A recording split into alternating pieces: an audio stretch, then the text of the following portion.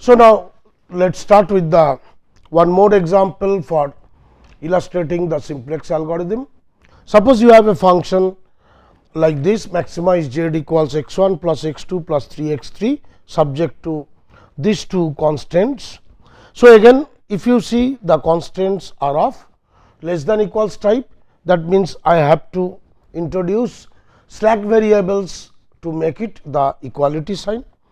So, if I am writing it in standard form, I can write it as maximize z equals x 1 plus x 2 plus x 3. I will come to other variables subject to 3 x 1 plus 2 x 2 plus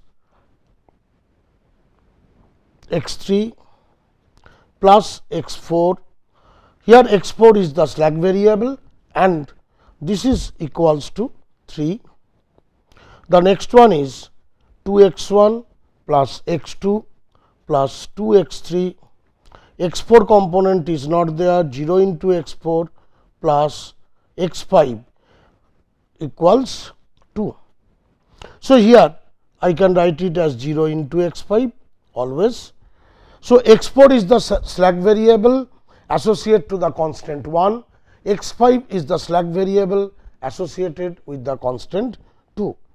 Now, as I have mentioned earlier, the coefficient of the slack variables in the objective function always will be 0. Please note this one.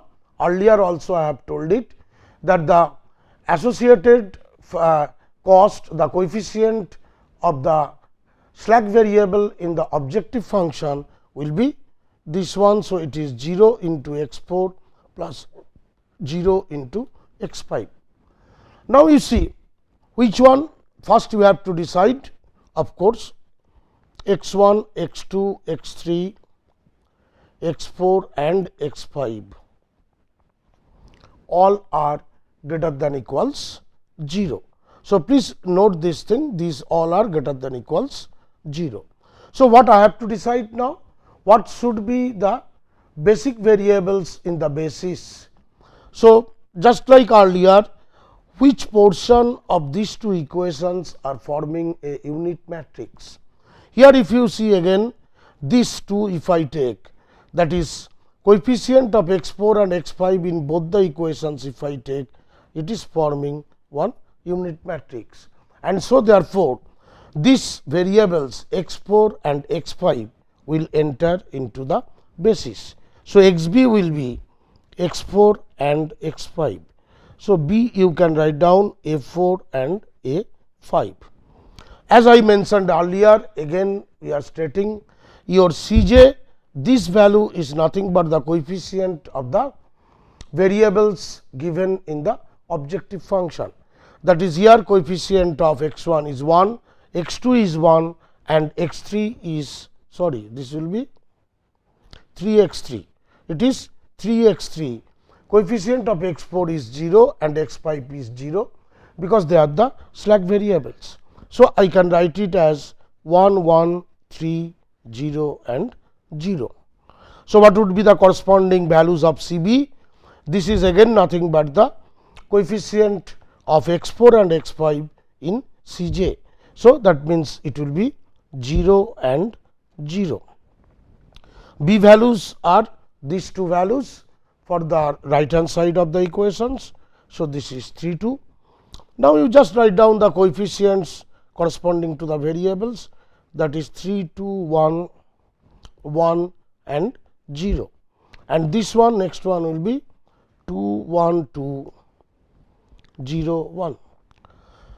So, you are just writing the variables. Now, you have to find out what are the entering variable, what is the departing variable.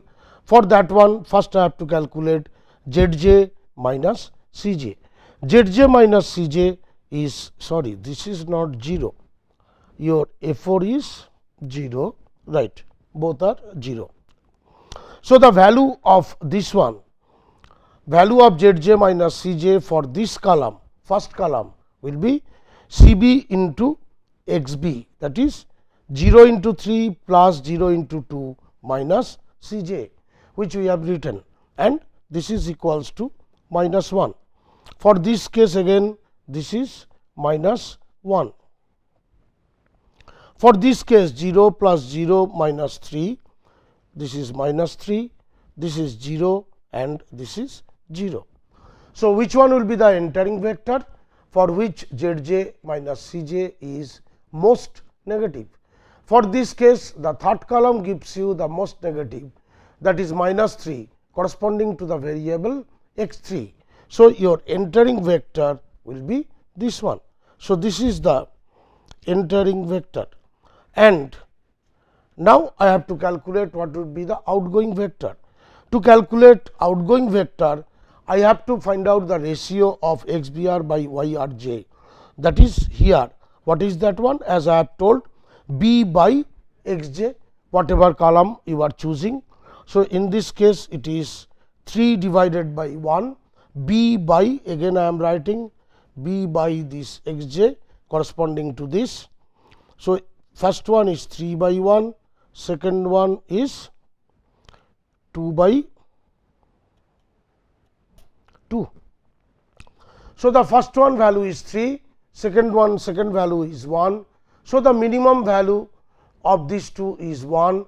So, your outgoing vector will be this one. So, your outgoing vector is x 5. So, outgoing vector is x 5 and x 3 will enter into the basis. And what is the pivot element? The pivot element is the intersection of the lines, column and the row corresponding to entering vector and outgoing vector. So, this is the column for entering vector and this is the row for outgoing vector. So, the pivot element will be this one. Since pivot element is this, in the next table what I have to do? I have to make this one as 1 and this all other elements of this one as 0. So, I have to do it now. So, in the next table what I will do is that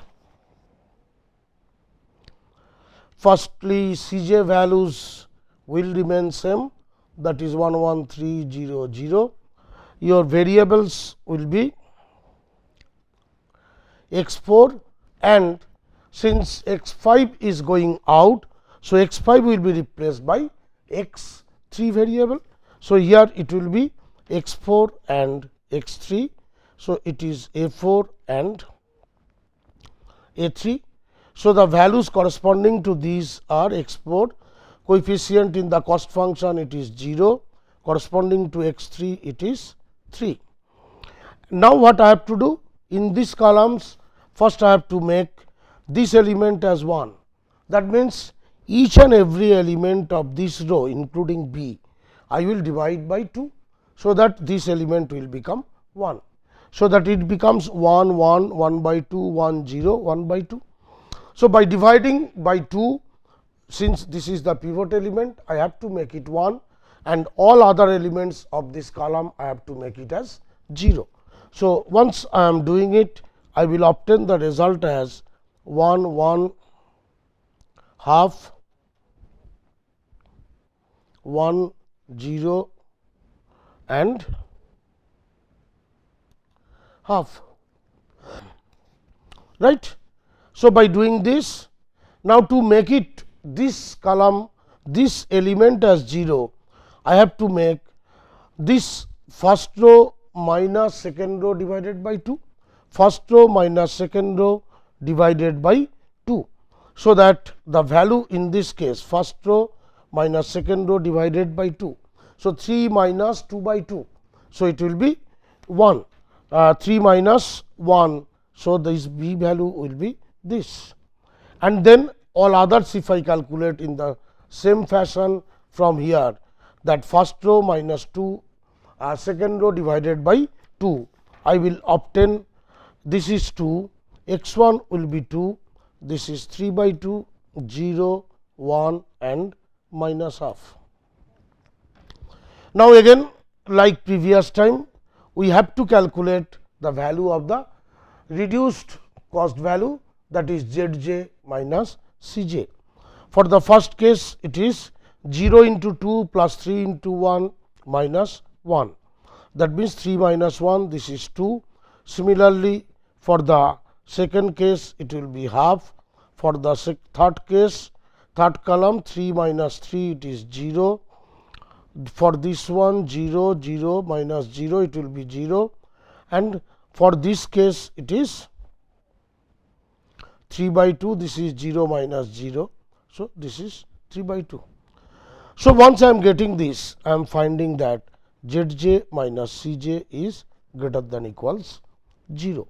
So, optimum solution has been achieved. Since Zj minus Cj is greater than equals 0 for all j, so the optimum value has been achieved and I do not have to go for the further iterations. So, what is the optimum solution now? If you see in the basis in the last table, one slack variable is also there, that is you have only one decision variable x 3 is there. So, since only x 3 is there, all other values of the variables will be 0, that is x 1 equals 0, x 2 equals 0 and x 3 this is equals to 1, and the value of z max again you can calculate from here. Value of z max, obviously this into this plus this into this. So, the value of z max will become 3. So, this is the solution. Again, if you note that for this case also the solution is unique. So, I hope it is clear. Afterwards, we will basically use this formation, this iterative process with some improvement for finding the solution of some other types for the same LPP itself, and we will not discuss in details how from one table by iteration I am obtaining the next table. Now, let us go to the next topics, that is the other one where we call it as big M method.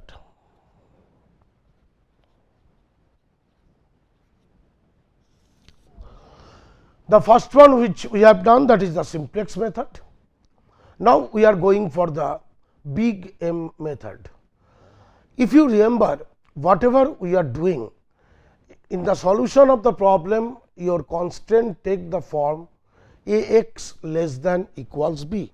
The form is something like this. We have taken in both the examples the constant inequality is less than equals type, but this may not be the case. You may have certain cases where the value or the constant can be of greater than equals type also. That means, if the constant is a x greater than equals b, then what will happen? If you remember earlier, we told that whenever you have a x greater than equals b, to make it equality type, we are adding the surplus variable, sorry, we are subtracting the surplus variable from here, that is a x minus x n plus 1, this is equals to b. We added this one. So, now what is the coefficient of the surplus variable? Coefficient of the surplus variable always will be negative, that is minus 1, since you have to subtract. So, to obtain the initial basic feasible solution, what we do? We make x 1 0, x 2 0, like that way, x n equals 0. So, in that case, what will happen? Which imply x n plus 1 equals say minus b 1, x n plus 2 equals minus b 2, and like this it will go on. Or if you see the variables x n plus 1, x n plus 2, all are negative variables, but in our LPP we have told that all the variables must be non-negative. So, this is a problem, all the variables has to be negative, but for this case these variables x n plus 1, x n plus 2, these are negative. So, we cannot consider these variables. To overcome this situation, for each surplus variable we add one more variable, which is known as artificial variable. which is known as artificial variable. So, basically whenever you are using a surplus variable, then we are checking that the value of the surplus variables are becoming negative, which is not acceptable. For this reason, for each surplus variable, we attach with them one more variable, or we add one more variable, which is known as artificial variables. So, actually what happens, suppose you have m inequalities of greater than equals type. So, what will happen? You are having n decision variables, this is already there, plus since you are having m greater than equals type variable. So, you have to include m surplus variables,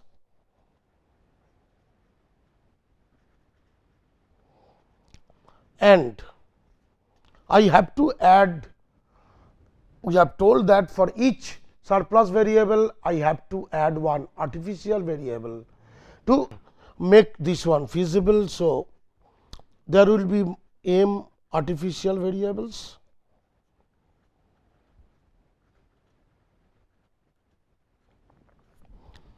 so in total you are having n plus m variables.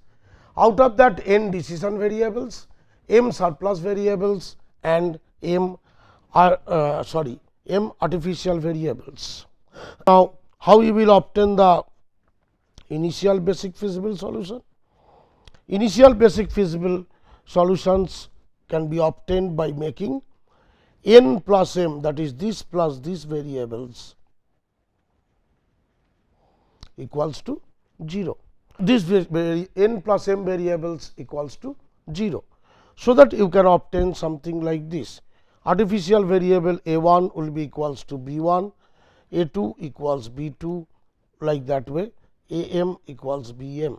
You will obtain this thing a 1, a 2, a m, this will be equals to 0. So, to obtain the initial basic feasible solution, what we are doing? We are making n plus m variables equals to 0. But if you see one thing, the solution of or final solution of this will not be the solution of the original problem, because the original problem and the modified problem after including the artificial variable, they are not same. For that reason, I have to remove somehow the artificial variables from the scenario, that is from the final basis matrix or from the final table. To do this one, what happens? A very high value is attached to each artificial variable as coefficient in the cost function. So, please note that for each artificial variable, a very high value is being attached in the coefficient function. A very large value, or sometimes we call it as penalty, we add as a coefficient. Sometimes we call it as m. So, please note here that whenever you have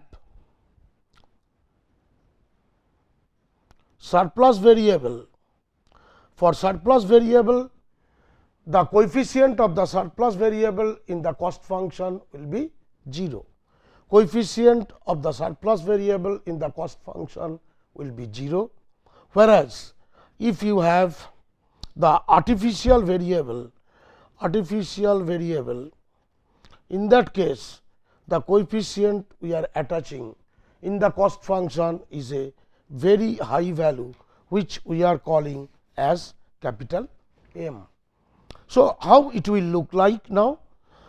So, in the normal case, whenever you have less than equals type coefficients, in that case you are attaching, you are introducing slack variable to make it the equality type.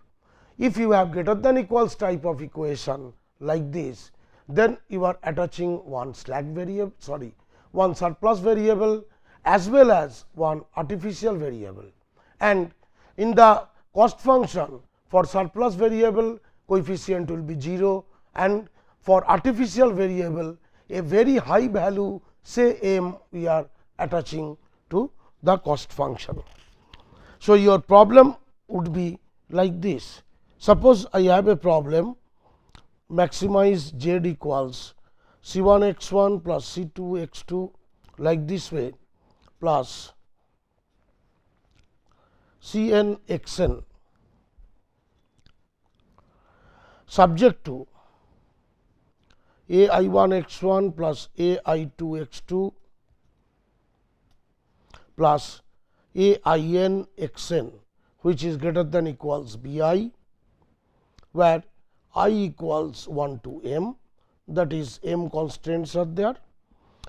So, if this is the case and your x j greater than equals 0, where j equals 1 to n, that is you have n decision variables and m constants. So, what I have to do here? To make all these m equations as equality, I have to add m artificial variables and m surplus variables. So, your maximize will be z. I am just writing first subject to, then I will write down that part. Subject to ai1 x1 plus ai2 x2 like this way, plus ain xn minus x n plus I plus ai. This is equals bi.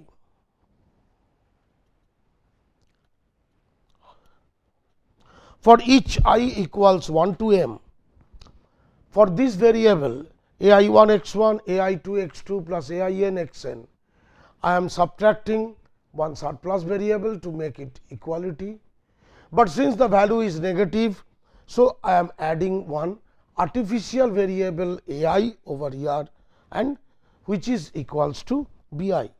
I will take ai in such a fashion that it will go out. So, your maximized function will be c1 x1 plus c2 x2 plus cn xn plus 0 into x n plus 1 plus 0 into x n plus 2, like this way it will go 0 into x n plus m. These are the coefficients of the surplus variables. Please note this one. These are the coefficients of the surplus variables, which is 0 always, just like slack variables, and minus m into a1 minus m into a2, like this way, minus m into a n. So, for each artificial variable ai, I am attaching a very high value m in the cost function, that is minus m. Your x j greater than equals 0, obviously x j greater than equals 0, j equals 1 to n, n plus 1 and n plus m. A j greater than equals 0, j equals 1 to, like this way, up to m. Basically, why we introduce the concept of artificial variable? If I write down these equations, what you will find that you will not get any unit matrix, because this value is negative. So, you are not obtaining any unit matrix. To make the unit matrix, I have to add one more variable, and somehow I have to get rid of it. And to get rid of this variable, only we have attached the very high value, and simultaneously this gives us the basis also, that is linearly independent set of vectors for this one. So, my problem, whenever I have this greater than equals equality problem, in that case what I am doing, I am attaching both surplus variable as well as the artificial variable with this case. So, what we are doing, please note few things. Artificial variables are fictitious variables. which has no meaning or economic significance. So, these are fictitious variables to manipulate my problem to obtain my solution, but it has neither no physical meaning nor it has any economical significance, but it has great computation convenience. Please note this one, it has some great computation convenience, that is, for computational purpose we have used this artificial variable. The reason for assigning large penalty in the coefficient of the artificial variable in the objective function is that these artificial variables can be removed from simplex table as soon as they become non-basic variables. So, basically we want that these variables should out from the simplex table. For that reason, we have attached a very high value to these particular tables, and for this reason effectively we are using or we are adding a very high penalty to this.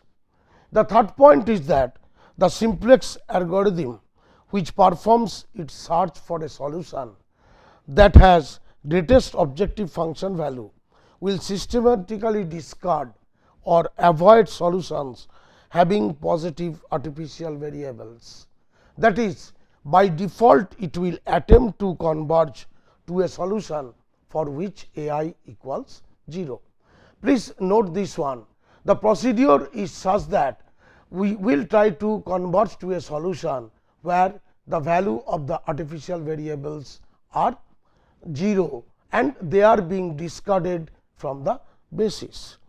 Now, one point will come here, that is what we are always saying that m will take a very, let me take this one or here, okay, m will take a very large value.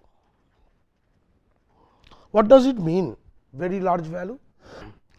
Because whenever I am subtracting something, some element may be greater than m. So, here what assumption is there, whenever I will make or subtract any element, say a from m, my assumption will be m will always be greater than a. That means, whatever larger value of a you take, value of m always will be greater than a, that we have to assume that it takes very large value, or in other sense if we try to subtract any element from m, always value of m will be greater. So, for manual computation this is really good, there is no problem, but whenever we will try to find out the solution, we will try to write down some algorithm and we will try to implement it in computer, we face certain problem that what kind of value we should supply for m. So, there we face certain problems. For that reason, although this algorithm big M approach is very efficient, but we call sometimes we use some other technique. And please note this one, this modified simplex method, whatever I have discussed here is known as big M method or sometimes people may say it as penalty method also. Sometimes people say it as penalty method.